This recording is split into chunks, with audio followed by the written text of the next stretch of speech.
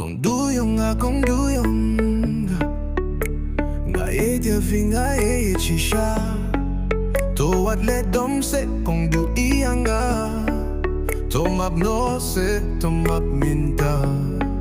what they say iya kijing bakla nga syukren kay nga muchi siya iko kong du banwat kumpite nga miyoshu pilong tips ni nga tenga 8 hok tang nga pi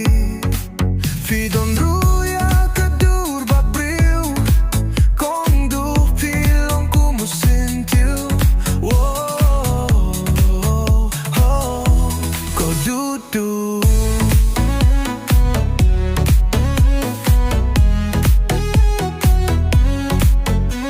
kong du ban jengay nga tenay mamatang badpi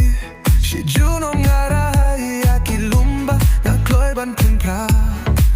lada pi kloy ban long tangi jonga wadla ka por karang slam yang i kong do pi day tang jonga hi ay ko kong du ban wat kumpite nga miyoshu nga tenga 8 hok tang nga pi don ruya kadur babriu kong du pilong kumusintiu ko du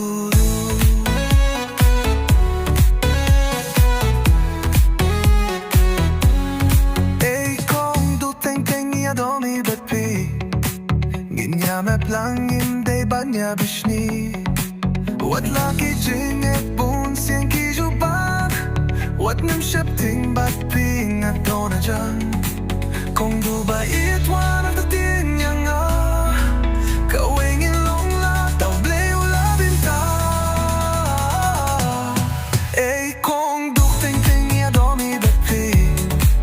Ginya lang imday banya bishni